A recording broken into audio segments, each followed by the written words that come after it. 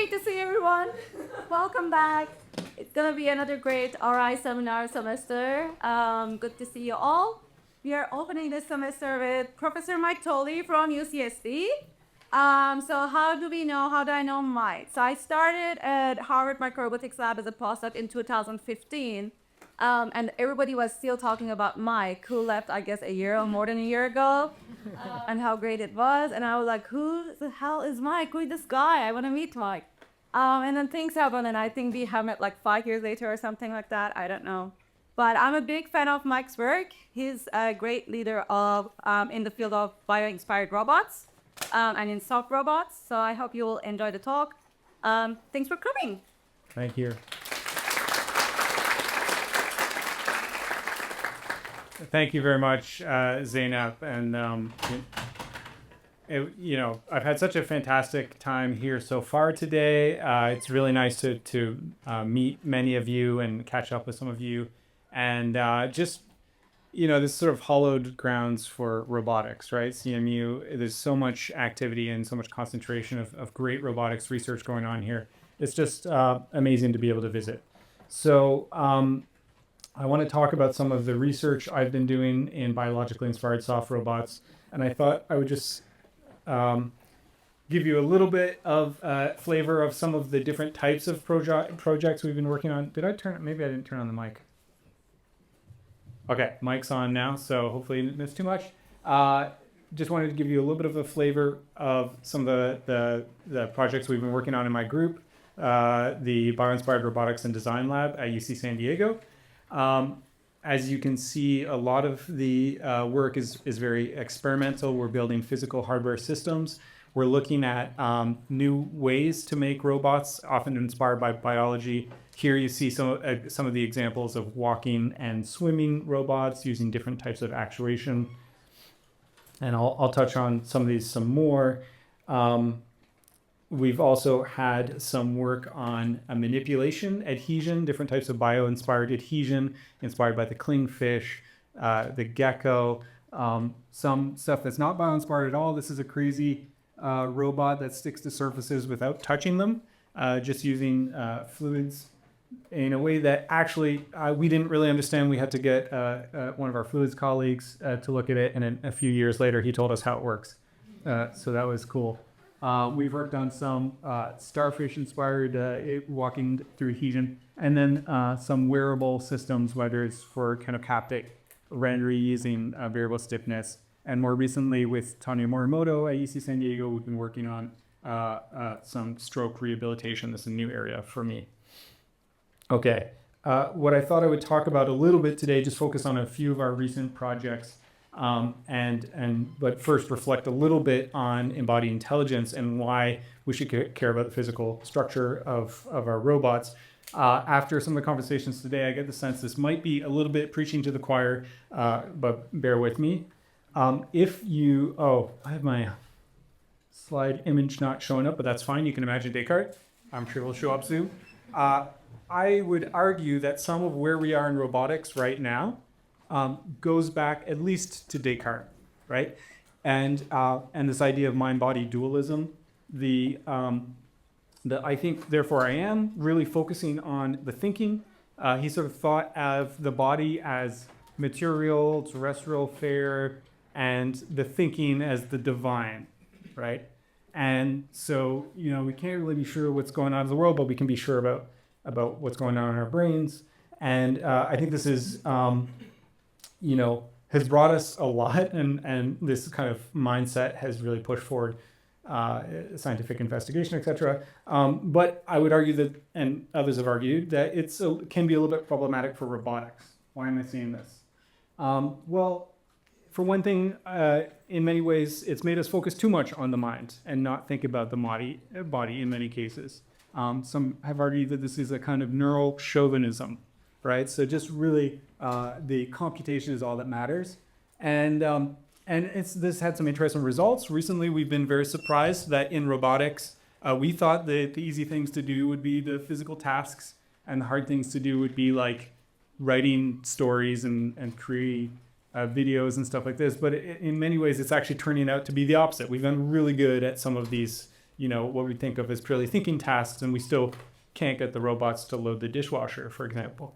Although I guess you could argue the dishwasher itself is a robot. But so, many of us have started to think about embodiment and how the body is not only there, it's not only something that's executing the program and just doing the thing that the brain thinks of, it's actually a thing that shapes the way the brain can think and can interact with the world. If you just sort of imagine a disembodied brain absorbing information, there would be too much. You can't possibly process everything in a reasonable way to understand what's going on. And the body is the thing that gives us the affordances, helps us understand how, and empowers us to interact with the world. And so it's something that we need to think about.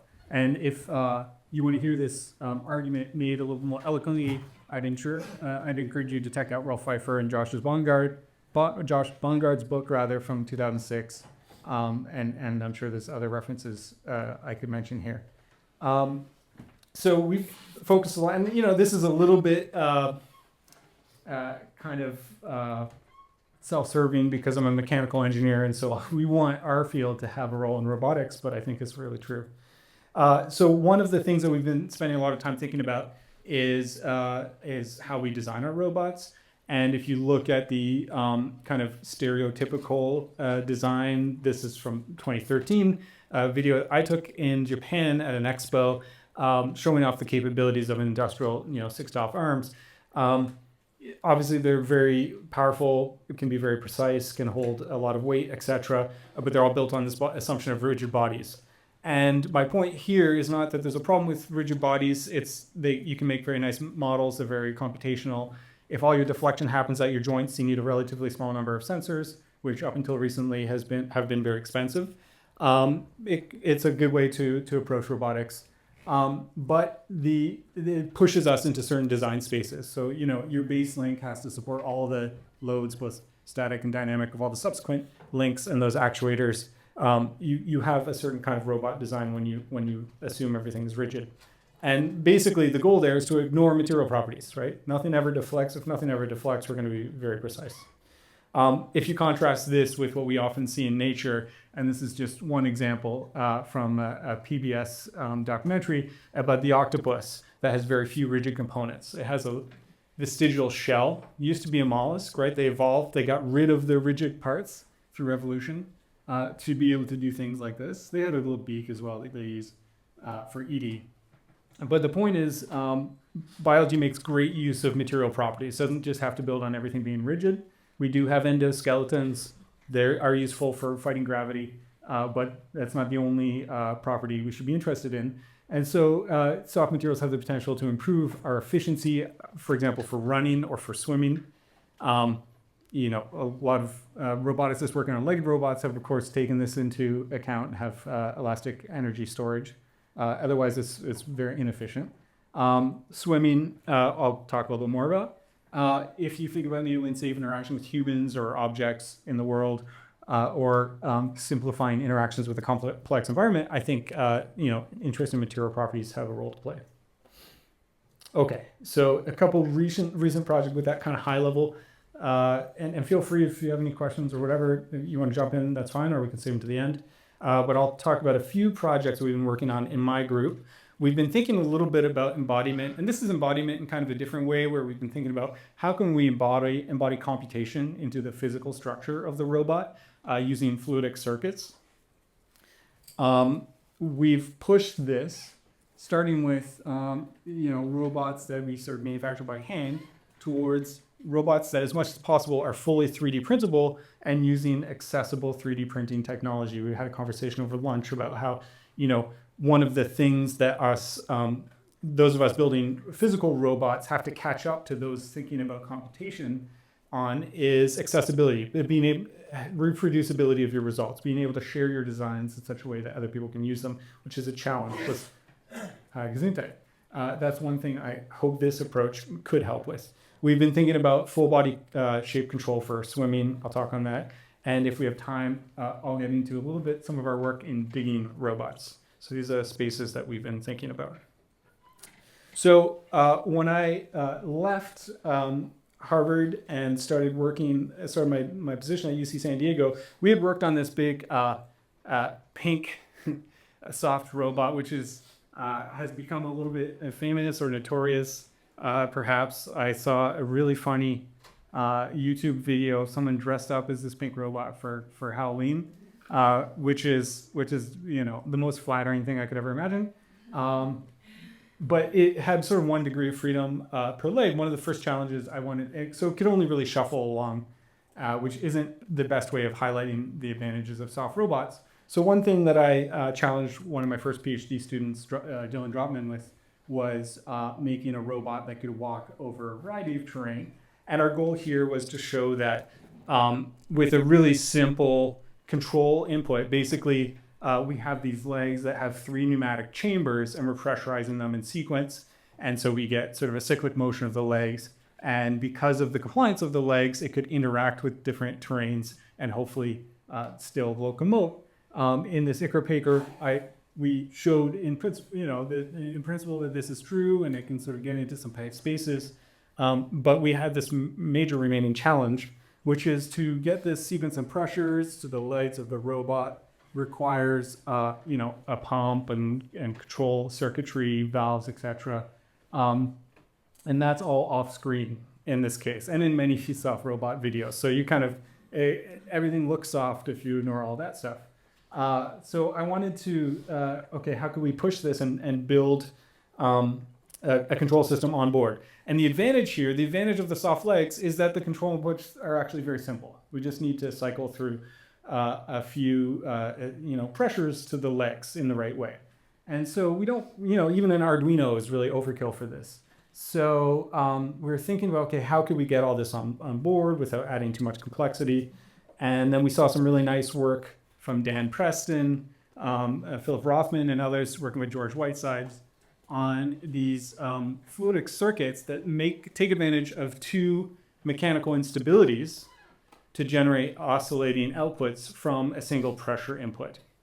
And so briefly, the way that this works is you have these 3 eversion elements, each of which is set up so that when it's pressurized, it closes off the flow into the previous one. And so this one pressurizes, turns that one off, and then it starts opening up the next one, which it now pressurizes, and then it turns this one off. And if you hook these up in a ring, you can get a continuous oscillation. And I'll show you an example of how this can be used in a second. So single pressure input, you have a ring oscillator effectively. As long as turns out you need an odd number of these valves. If you have an even number, there's a stable state and all bets are off. If you have an odd number, the elastic instability of essentially the mechanics of how this is working is you have a hemispherical shell and then it shoots. And when the hemispherical shell is in help position, it kinks that too, just like kinking a garden hose, turns off a float. And then when it's in the down position, it kinks a tube below. So in either state, it's closing something. And this hemispherical shell, it can be bistable. It doesn't have to be bistable, but the important property is that it stacks quickly through. So if you ever take, like a little soft hemispherical shell and you invert it, it's going to snap quickly this way and snap quickly the other way. And there's a hysteresis. The pressure required to snap it this way is a little bit higher than the pressure at which it snaps back. And so if you have any sort of noise in the pressure signal, that it's not constantly flipping back and forth between states, that hysteresis keeps the signal nice and clean. So this is the kind of output they got with these circuits. You see pressure, they essentially connected each of these valves up to a little pressure chamber. It could be a glass cylinder, it could be a soft actuator, something that requires air, and you can pressurize them in sequence. Okay, so we saw this, we said this is really exactly what we need for our robot. And so this is the first video, we didn't even share this. It might be the first time this is being shared publicly because I heard this is being recorded. But we didn't publish this video, but this was the first video of us, Dylan, really, and the other students making these valves and hooking them up to the legs of the soft robot. This looked a little bit different, but very similar to the legs I just showed you. And so we have constant pressure of what going here. These things are inflating, turning on and off as I just described, and pressurizing the legs and making the legs rotate. So this is great. If you look at our pressure dynamics, not quite as clean as what you saw on the last graph. Could just be because we we were just learning how to make these things and they're not all perfectly the same. But we do get this oscillation of pressure between the different vessels. Okay, so that's great. It's not really enough to do what we think of as robotics, because we don't want something that just is a wind-up toy and rolls along. But we were able to show in principle that it would just want a source of pressurized gas, in this case, this little CO2 canister that you see at the top, feeding into this ring oscillator circuit. We were able to power the legs in sequence and make the robot walk. Now, if you want to optimize, oh, yeah. I'm sorry to interrupt you. No problem. So I was thinking about one of your earlier motivations of this little creature here going over a bunch of rocks, you know, unmodeled terrain. You know, you tell it to go forward and it doesn't care what. So now with your new 3-pump thing, which is pretty cool, I'm wondering how those pumps would get affected by going over non-flat terrain. In other words, if a leg is going to start pushing back, will that cause, and I don't know anything about pneumatics, but I'll use the word backwash. Will that cause some sort of backwash that would somehow interrupt this chain sequence that you have? Yeah, thank you, Javi. So the question was, does this, if I hold one of the legs, prevent them from moving essentially for whatever, let's see the way to say it. Does this certainly stop operating? And the answer is it can in some cases. Basically, you have threshold pressures at which each of the valves turns on and off. If I hold one of the legs, I can prevent it from deflating, for example, which would prevent it from going down over a threshold. You know, going up over a threshold is probably less of a problem, but I know, you know, physically we can stop it, but there's going to be some range of forces that I can apply to the leg before that happens, and so that becomes a design parameter. Where do I set these thresholds such that the legs can apply the right force that I want them to? Does that make sense? Yeah. I would imagine you would put in a little reservoir someplace to allow for things to flow in, flow out. You can add other reservoirs, but it turns out, so, okay, by the way, I'm not claiming that this is the you know, optimal pneumatic circuit for walking. You could certainly add enhancements. The only challenge with just adding a reservoir is that actually changes the frequency of switching is based on the capacitance of the elements of your circuit. So it will affect the rate at which you walk, but there could be a benefit to that. Maybe we can talk more about that. Oh, thank you. But it is totally interconnected. So, you know, if you're doing electrical circuit design, you know, you don't run your control circuits at the same voltage as your power circuits, right? You try and keep these things separated. So I think there's probably an argument for maybe we want to do something like that here, except that we were basically looking for the simplest possible design. And the main challenge being the limitation is pneumatic circuits, the losses are a lot higher. So you have viscous losses whenever you move fluid around, and the energy loss is much higher than moving electrical energy around an electrical circuit. So that's the kind of trade-offs we have to play with. The other thing I was going to point out is actually, if you have two pairs of legs walking in this diagonal couplet gait, which is what we're doing here, you really want them to run offset by 180 degrees phase offset. But when you're hooking up to 3 valves, you have a choice of 120 or 240, which is why this walking gait probably intuitively looks really bad, because it is. We looked in this paper at how we could correct for that phase offset. But again, that's adding complication to the circuit.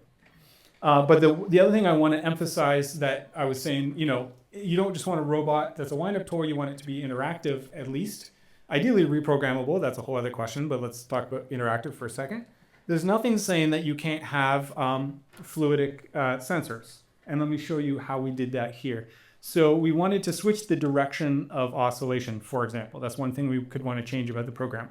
Physically, what we have to do is we have to swap the connection between two pressure vessels and cross them over, right? Go from this picture, membrane state 0 to membrane state 1 over there, where they're crossed. And the element that we need to do that is essentially a double pole, double throw switch. So a switch where two things can connect to two other things. And Dylan came up with this insight that we could do this with essentially the same element the White Sides group had designed, but now we put 2 tubes on top and 2 tubes on the bottom. And so we designed this new version of that element, hooked it up. So now if this switch is in one state, you're rotating in one direction. If it's in the other state, you're rotating the other direction. That's what we're seeing in the pressure signals here. And now if we attach that to a touch sensor, attach that valve to a touch sensor. You can have a robot that essentially, once it senses the wall, there's a little touch sensor that hits the wall. It flips a bit in its brain that reconnects how the fluidic circuit is connected, and it starts oscillating in the opposite direction. Okay, and again, this is just, we have a constant pressure input here, in this case from a tube, but we're not sending any information through that pressure input. Okay, so we thought this was kind of the baseline, like first proof of concept of being able to do interactivity, which is of course important for robotics. What we would love to do is go more complex, right? Think about how do you, as Howie was suggesting, think about how your interactions are going to affect your computation and maybe respond to them. What I would love to get to is something like, we're always inspired by science fiction. Who here watched the Westworld series? Okay, a few people. I really enjoyed the first season. Strongly endorse season 1. But they had this cool idea of course, a remake. But they had this cool idea of being able to print these robots that essentially look like humans and horses. And then you could have this theme park where you can do anything you want. You can shoot people and it doesn't matter because they're just robots. But what if they actually start to think, and then it gets complicated, right? Okay, so, but the idea of manufacturing in this way I thought was really cool. And of course, this isn't, I'm not just inspired by this. There are other people who thought a lot about 3D printing robots, 3D printing entire robots, soft robots. Some work from Mike Boehner, from the same group where I started working on soft robots, from Rob McCurry, from University of Maryland. This is many other examples I could come up with. But one of the challenges we saw with a lot of the 3D printed soft robots out when we started working on this was that they're using very sophisticated printing techniques. So Jennifer Lewis's group, for example, had their own custom 3D printers where they could use all sorts of fancy materials. These two works use a PolyJet printer that costs hundreds of thousands of dollars, and the material is very expensive. We have one, we use it at UC San Diego, but it's not very easy to share. So what we were really thinking about is, of these different ways of making soft robots with different mechanical properties, can we push towards something that's really accessible? And so we kind of evaluate, this is a evaluation of different printing techniques on various sort of axes that we could sort of quibble with, but the main point is you decided if we could stick to FDM 3D printing, we could get pretty good properties, the main limitation being we can't get too soft, but we can get something that's fairly accessible. But then when we started trying to print, this was a project, joint project with the BASF Corporation. They provided us materials and we worked with them on the printing techniques. But when you start to print these pneumatic structures using FDM, the first thing that we got at least was this, right? So it's just full of holes everywhere. We spent a fair bit of time figuring out just how to print airtight structures. And we'll go into all the details, but basically there's a lot of tuning parameters that you could tune on your own desktop machine. But one thing that we found to be really effective was basically every time you start and stop a trace when you're 3D printing with a soft material, like we're using a TPU, thermoplastic polyurethane, about short 80A. Each time you start and stop a print, some of the material drips out. That means you're going to leave a pinhole, which means you're going to have air come down, right? So you could have a valve at the end of the printer. That's a whole different printer. It's not easy to use with things that are currently available. But if you just never stop or start printing, you can also avoid this problem, is what we discovered. So we came up with this design approach that we found that people would call Eulerian paths, where essentially you just never stop or start printing. It's like drawing a picture without taking your pencil off the page, and you keep doing that the whole way. So my student, postdoc rather, Yi Chen, who's been working on this, he wasn't very interested in making a slicer, writing slicer software. So what he did was he figured out how to make designs that the slicer would slice in such a way that they followed Eulerian paths. I would love to collaborate with someone if they want to help write that slicer. But the result of it was we were able to print relatively structurally soft things like this air-powered gripper here that the material again is Shore 80A, but we're printing very thin walls. If you print curved walls, you can get something that's effectively relatively soft, but can still do something. And but more importantly, everyone, of course, there's been many previous grippers. The main thing we wanted to focus on here was the computational elements or the control elements. And so we started off trying to make these hemispherical shells, but we can't. Because there's too much overhang. We don't want to use any support material. Our goal really is to make a print that you can print and then the robot can operate, right? We don't want any humans getting involved in this process because humans tend to mess these up, right? So we designed, or each end really came up with this design for this valve that is normally open, and you pressurize the sides of the valves and it kinks a little tube inside. Like you see in this picture here. In the video, you see it, you turn it on and off. With optimization, this design was very stable over hundreds of thousands of cycles. Seems to be very good. So this is great. Okay, we optimize, flow rate when closed versus open. But what can we do with it? Well, with just 2 of these valves and a couple other elements, a touch sensor and a gravity switch, one thing we were able to demonstrate is this sort of robot or reactive system. And the way this system works is we have a little source of compressed gas, again, a little CO2, that you might use to fill up a bike tire. When this circuit, when you let something touch the touch sensor, right here, the contact switch rather, right here, it changes the flow through the circuit such that the fingers close.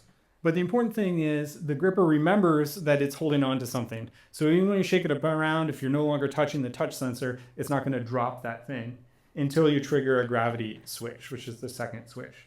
That then opens up. So it basically has like 1 bit of memory, very simple device, but I thought, exciting combination of these different elements that we learned how to 3D print. Okay, so this is great. But what we wanted to do was print this whole walking robot, right? And this is essentially demonstrating the sensor control ability to do fluidic control, but we wanted to generate these periodic outputs. Again, we sort of thought it would be simple. Okay, we just find a way to print this thing because we already did that. As I say, we can't print these hemispherical valves. And it's worse than that. We can't print anything in a closed state. One of the important things with this oscillator circuit is some of these things are closed to begin with. 3 of the tubes, in fact, are kinked to begin with. If you're 3D printing with FDM and you print something closed, it's never going to open, right? It's not entirely true. We have something now, but at least to first order, it's not going to open. So we went through this long process. I'm not going to take you through all the details, but thinking about how to decompose these elements that we need into something we could print. And what we essentially got to was here. Share all the details in a paper earlier this year, but we have a central sort of bistable component that keeps us snapped in one position or another. And separate from that, but coupled, we have pressure contained membranes. And a third thing that's important here is it has to self-prime. So this oscillator starts in a state where everything's open. First thing that happens when you put pressure into it is it flips one of the states of one of the side of this oscillator. And then from then on, you have this phase-locked 2 sides of this oscillator that are going to move back and forth together. We added other valves so that we can, instead of just having 2 pressure signals coming out at a 180 degree offset, we can have 2 other phase offsets at 90 degrees, because when you're walking, you want to lift your feet, move forward, put them down, move back, right? So this is, 2 degrees of freedom per leg, and then we wanted to make a hexapod robot that had 3 legs doing this. So essentially, we need 2 things going out of phase. So I realize that's a very quick description. Happy to answer questions if there's something pressing, but we put this oscillator circuit into the design of a hexapod robot using similar pressure actuators that I showed before, and printed it all in a single piece. So this print obviously sped up over a couple of days. We're printing slow. We don't want to leave any holes. And it's our first time. We've now learned how to print a little bit faster. But this is the only human manipulation involved. We had to remove it from an FDM print bed rather. So you have to scrape this thing off. And what we're going to see is now the camera's a little bit shaky because we wanted to show we're not making any cuts here. Well, we're going to put this thing on the ground and apply a source of pressurized gas. In this case, a little CO2 canister again with a pressure regulator. The thing runs at about 20 psi. You're probably wondering how long does it run? A couple minutes on this little thing. So it's not, this isn't going to win a marathon. But it immediately, as I say, primes this oscillating circuit and then starts oscillating, driving pressure to the legs of the robot, and the thing starts walking. So, what I would love to see is it walk out of the printer. In fact, this is a little bit of a story. My PhD advisor also was excited about printing robots. And I probably ruined up the idea. And he saw when we published this, he saw a headlines that came out. It says, UC San Diego group makes a robot that walks out of the printer. And he sent me a message, and he's like, I was really worried that you did it first. But then I noticed you still had to take it off the print bed. So it's not really, there's more to do there, but no. Okay, thanks, Hod. So one of the nice things about these types of robots is it's just running on air. As long as the air can exhaust, it doesn't have to be in air. It's carrying its own supply. Here we have it walking into water in obviously a contrived scenario at the beach, but it works. We had to add, even above the regulator, we had to add a little bit more weight because the TPU is less dense than water. We've subsequently made a swimming robot, so we have another paper on that if you're interested. But you can imagine scenarios where you can't have electronics due to radiation exposure. You're in an MRI machine. You want a robot that biodegrades when it's done, and almost all of the components are made of some biodegradable material. I think these are the kinds of things that may be enabled by these fluid, robots controlled by fluid circuits. But obviously, they're probably going to be more focused on one task rather than a general purpose machine.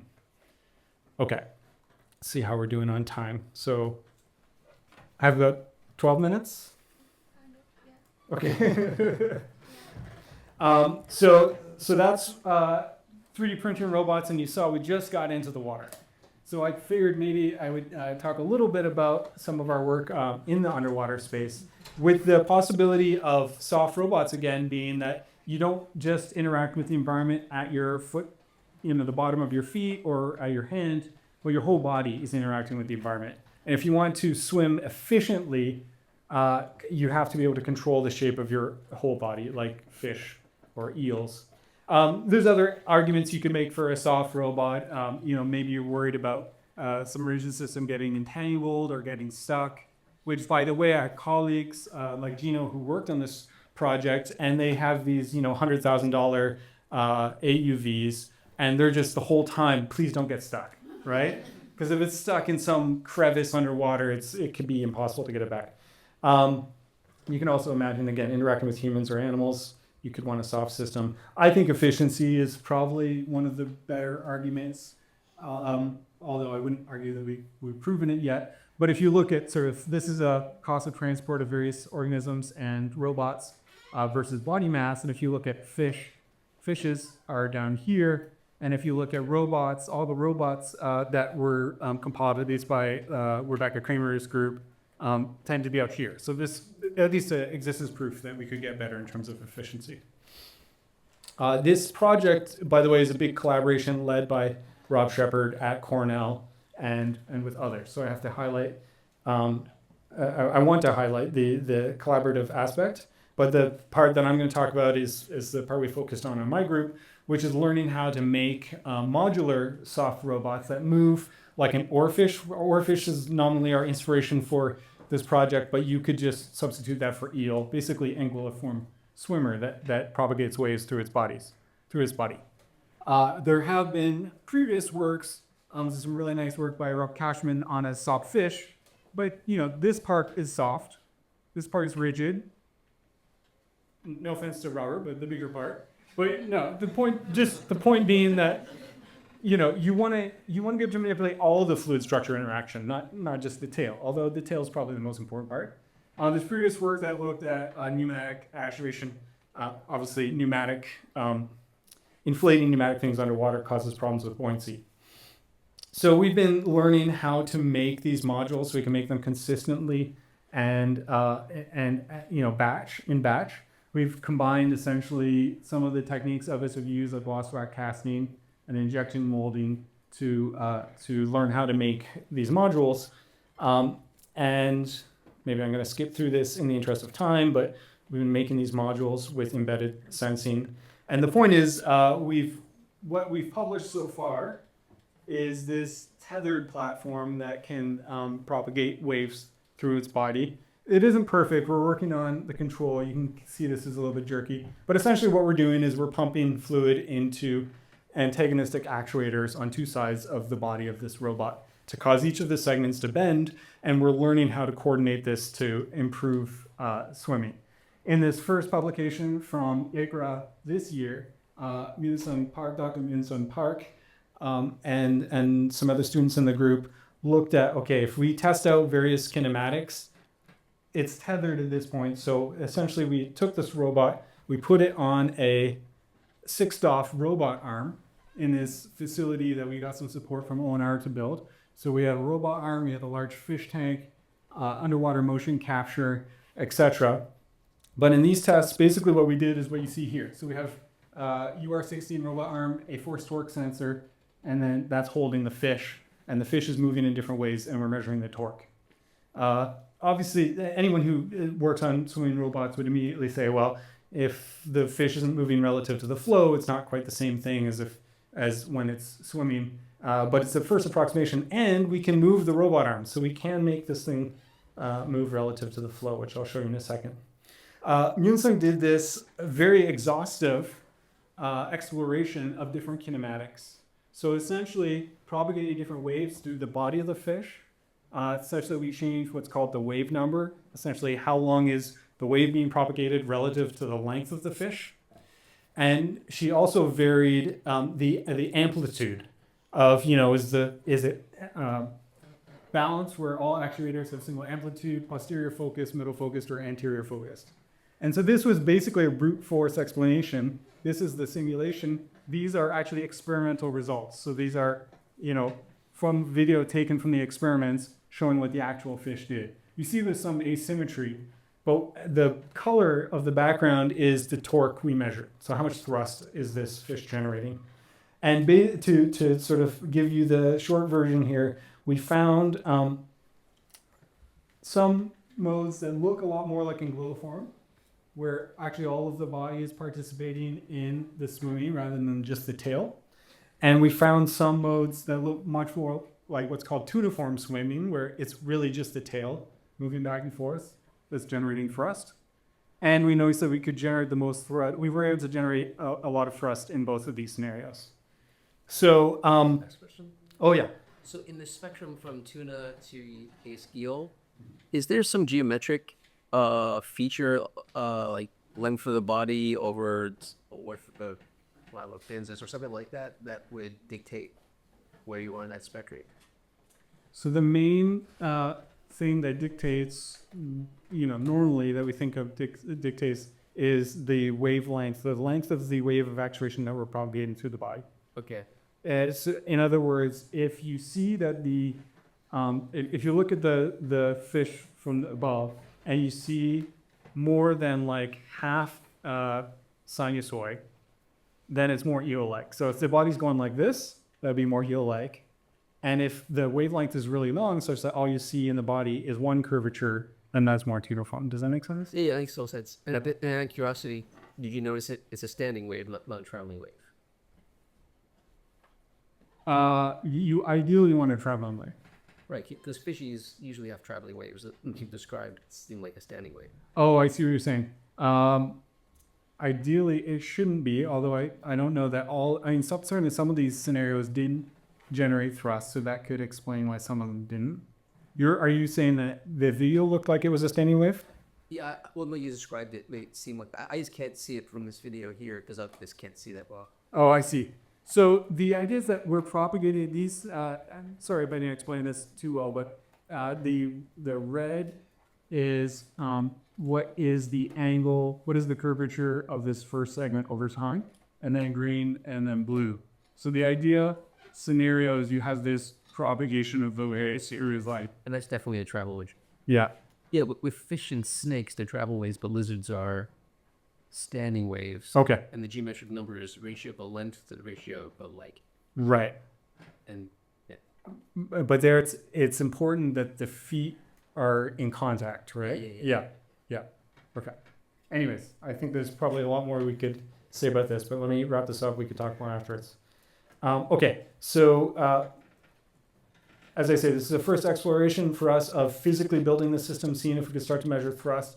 What we did find was not just flapping the robot while it's stationary. As I said, that's not really a fair comparison. But we also looked at dragging the robot along as we're making the actuate and measuring the thrust. And what we would expect to see is if we drag it too fast, then you'll notice a net negative drag. If we drag it slower than the robot could be swimming in free stream, we'll notice a positive thrust. And so where those two things balance is our prediction for the swimming speed for the robot with that actuation. And in this case, for example, we found this to be somewhere in the 140 to 180 millimeters per second range. Again, I think let me say, our next step here is to build an untethered system because we think this will take a lot of this guesswork or a lot of the limitations out of play. But I thought this was an interesting kind of first exploration. So stay tuned. Hopefully we'll be able to show you something like this soon.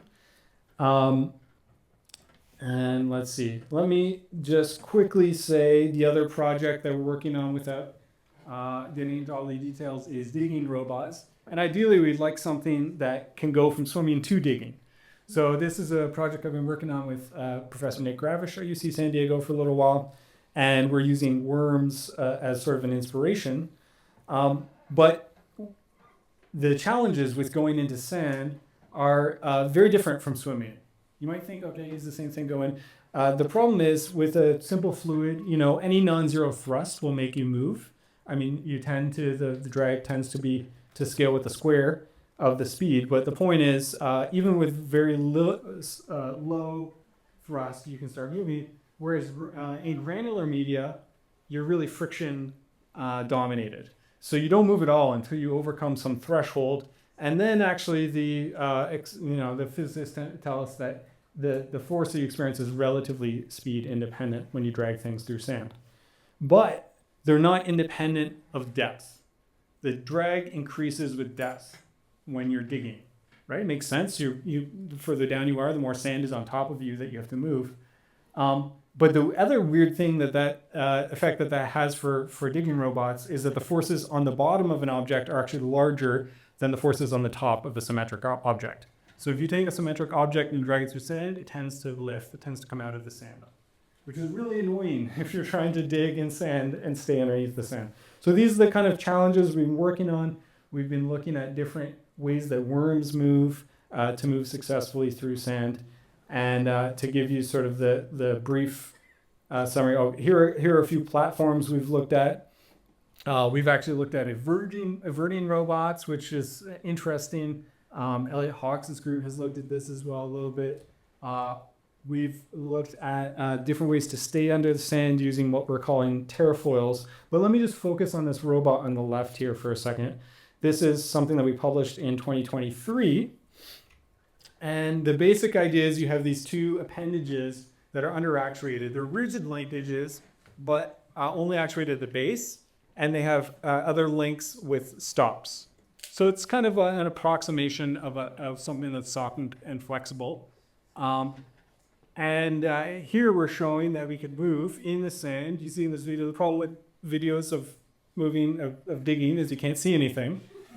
But we have this, piece coming off the top of the robot, so you can sort of see the path that it's following as these appendages move.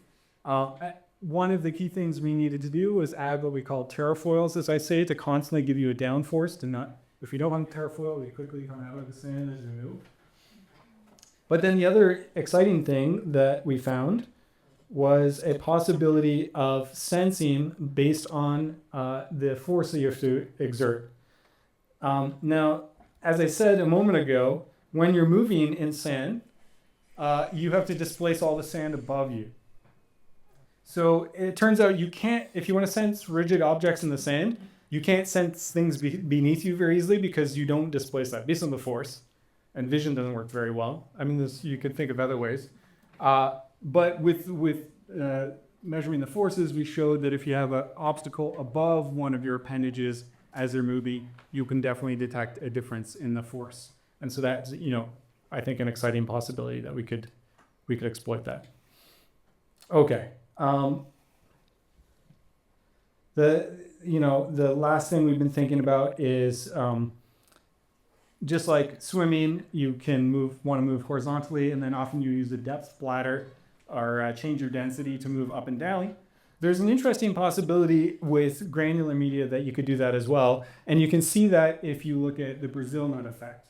If you have large objects in particles, like if you open up a tin of Brazil nuts, the tin of mixed nuts rather, the Brazil nuts are always on top, right?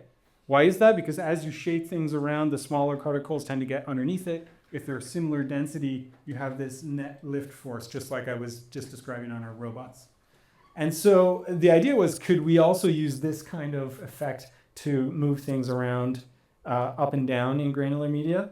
And what we published just this year at RoboSoft was, it turns out if you have a dense robot and you vibrate using vibration, you locally fluidize the sand, you can actually get it to spontaneously dig into the sand, right? If you're heavier than the surrounding sand.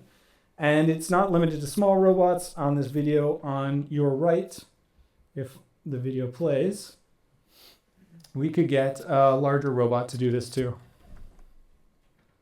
So this is a video with 3 vibrating motors, and this, a robot's about this size. We have bladders on here now, so the idea is, can we make this thing move into the sand to act as an anchor or something like that, and then change its volume by inflating these soft bladders, and then vibrate again and have the robot come out of the sand. And so we showed, again, it's hard to see the robot digging, but we showed some preliminary evidence that this may be possible. Let me see if this is, cannot play media, my apologies. But we show that we have this robot through vibration, dig down. It stays on the sand, it doesn't move. You inflate it, it stays there, and then you vibrate again, and it can start to move up. This is a tethered robot, so there are some limitations. We have to have a counterweight for the tether force, but in principle, this seems like it could work. So there's probably more to do there. Okay, I am going to leave it there. These are the 4 projects I mentioned. Just to highlight, as I say, Dylan Dropman worked on the first robot that I showed. Dr. Yichen Zai worked on the 3D printed robot. Dr. Myung-Sung Park and Jacobo Sarevich Raba worked on the eel robot. And then Dr. Dongting Lee worked on this robotic anchor project. And of course, I have to thank all the fantastic students and postdocs I've been able to work with on these projects and our funding courses. And thank you for your attention.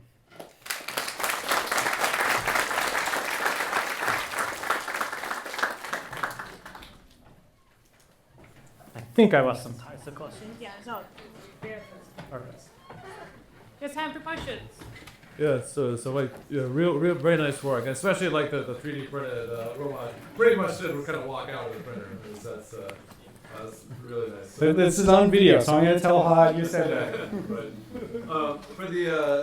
For the fish and the serpent robot, I didn't quite get the model was purely kinematic, or did you have like a fluid structure interaction with the simulation? If not, is that kind of the direction you want to go?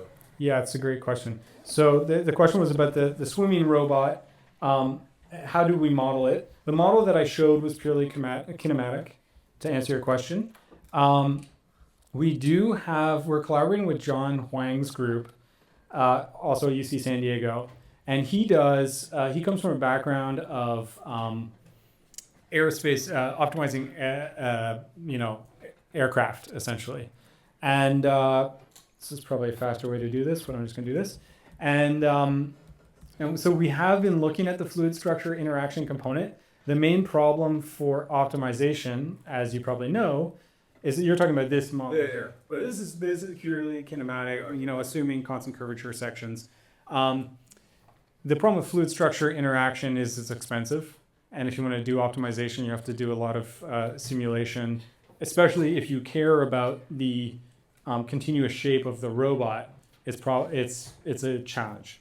The approach that we've taken, we have a joint student, Jayao Yan, who just graduated actually, Dr. Jayao Yan, and she really looked at how to use open source fluid structure interaction code and tie that into an optimization framework that would allow us to optimize for swimming. But there's certainly more to be done there. So I'll share a publication. We have a publication on the initial steps on that. Cool. But yeah, it's a huge challenge. Right. I have a question right here. Oh, you had this really cool fluidic circuit models. I was trying to think that is there some type of set of building blocks maybe for building these types of control systems for fluidic robots? Kind of so much like the building blocks for computer systems. And it's the same types of models or differing models? Yeah, that's a great question. So the question was, for our 3D printed robots, do we have models of the components to understand how we should connect them together, essentially to build different kinds of circuits or robots, right? The circuits that I'm showing are essentially analog circuits. You can think of digital representations of them, but there are others also thinking about fluidic control of robots. So I'll mention Adam Stokes' group from the University of Edinburgh, Marcus Nimitz, who's at Tufts, and others have been thinking about this. And in some of their works, they've pushed further on this, a digital representation of the states of the fluid circuits and how we can leverage those. And I think Adam's group may even have a recent paper where they kind of developed a tool, but I'll have to get back to you on that. We definitely thought about it, but yeah, basically because the ones we've demonstrated so far have been analog circuits, we've figured out how to compose them and our models have guided us, but it's not yet to the point where we could share some software with someone else and you just tell it what you want the end result to be. But yeah, I think it's possible and people are pushing in that direction.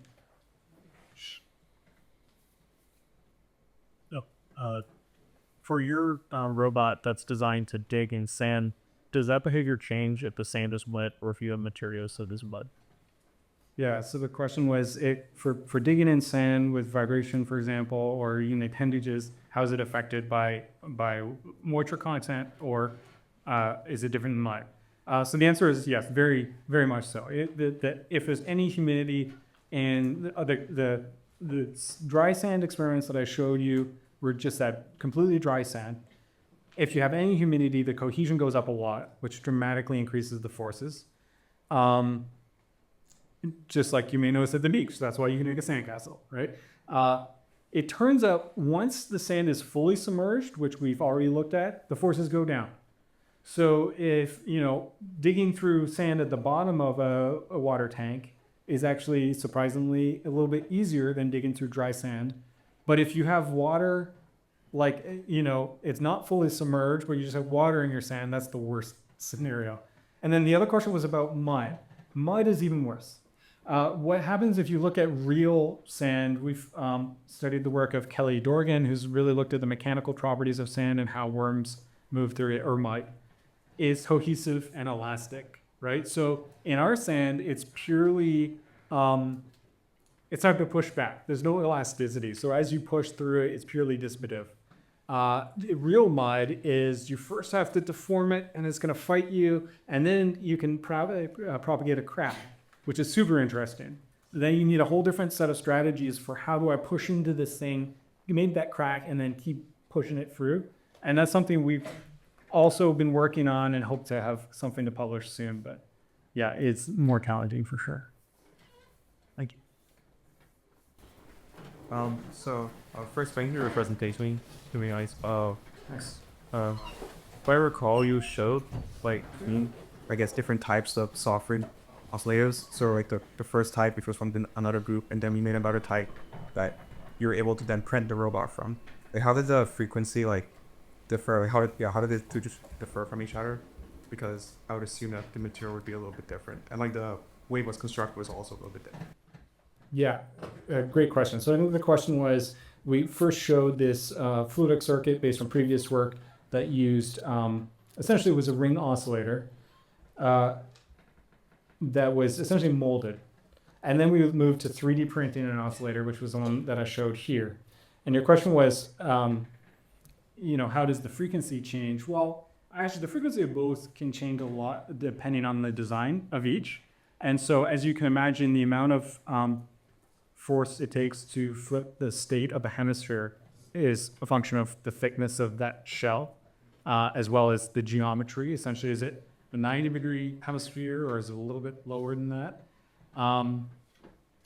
All that is going to affect those thresholds, which are then going to affect the the frequency of oscillation. But the main thing that dominates the frequency of oscillation, one can prove, is you can model the time scale switching as essentially an RC circuit. So there's the resistance to flow, which is usually dominated by the size of your tubing. And there's the capacitance, which is dominated by the volume of the pneumatic component you're trying to fill, right? So those are the main things. If I hook bigger legs out to this, it's going to oscillate slower. If I hook smaller legs, it oscillates faster. And I'll throw it back to you in a second. But you were sort of asking about, with this one, there's a similar kind of, we can model this in a similar way, but the geometric parameters that we change to get those effects are different. Did you have a follow-up? Yeah. So how did jitter was jitter come into effect with this configuration at any point? Jeez. Yeah. Because you got two different environments, right? You had inside, an indoor space, and then you had walking on a beach. So I don't know if the temperature or the pressure, humidity could all affect the material that is used to create the oscillator. Did you ever look at jitter with this new configuration? Okay. I'm not exactly sure what you mean by jitter, but when you talk about does the humidity affect the material, I would say yes to some degree, more of the printing actually. But what do you mean by jitter? I'm not sure I understood that. There's based on the environment, it kind of changed the performance of the oscillator. Is that what you need? Yes. So that's absolutely true. So your environment, so the amount of surrounding pressure. With this design, one of the many details that I can skip over, is there's a valve here, which is being pressed on the inside by this internal chamber, and then the other side is exposed to atmosphere. Yeah. Right? So what obviously matters, what dominates the motion of this membrane is the relative pressure. So if my atmospheric pressure went up, then it's not going to move this, that's going to affect the motion. A subsequent design, Yichen was very clever, has come up with a version that doesn't use the surrounding atmosphere as a reference. So it's actually more robust to those kinds of changes. But certainly you're right. The environmental changes, the environmental conditions will affect the performance of this. That's a great question. I don't know how we're doing that task. I only help. Okay. Our question, we recently tried trying with sand and mud and trying varying the moisture content. We're trying more of a flicking motion that we can use and jumping it, and it does work. So do you guys also trying some impulse or jumping mechanism to try to propel the Move into there? No, to move onto sand and mud. And actually it does work. How does it? Yeah, no, I'm excited to see that. We haven't tried that as the short answer, but we should. Yeah, I did try. I call it a skipper. Cool. Cool. Yeah, we've been mostly focusing on going into it, but it's not cool. You talked about earlier on in your presentation about a neurochauvinism, and I was curious in your thoughts of it. Seems like in rigid body structures, there's evolutionary wise, the neurons are centralized in a head, but in a lot of soft systems, especially underwater soft systems, the neurons are distributed throughout the body. in a lot of your systems, it seems like if you're trying to build in this computation into the body itself, do you think there's any benefit to having your computation throughout the physical system instead of just in one centralized location? So can I ask a follow-up clarification point as you're cogitating this? So I was thinking of some other thing, great lines. So when you showed the octopus, 1/3 of the brains of the octopus are in its legs. And so you centralize, and then when you showed your six-legged... Tentacles, they're not just legs. Thank you for the correction. I learned a lot today. I also learned between mud and wet sand now as well. So when your hexapod was crawling into the ocean, I was just thinking, I was surprised I didn't hear you say something about a central pattern generator, or CPG, which is sort of the kind of computation he's looking for. And I was wondering, have you thought about understanding the dynamics of how your fluid system works? Is this exact same thing as a coupled oscillator in some ways? Because that could be the computation, that could be an example of the computation you're talking about. Yeah. I've thought about the analogy between the signals we're generating in the central pattern generator. I haven't tested whether we get the same kind of effects on response to the environment as some of the previous work, like we were talking about, like the salamander and Aka's work and stuff like that. I'm so sure I didn't state your question, did I? Oh no, you're good. But I think it's an interesting point. Yeah, I mean, part of the benefit that I was arguing at the beginning about caring about the body and how the body interacts with the world gets more interesting when you start to think about how does the body interact with the brain in the computation. And I think some of that is going on here, but I'm not sure that I can yet make any more specific claims about how. But I think it's a good point. Let's wrap up for the sake of time. Let's thank speaker one Rubicon. Thank you.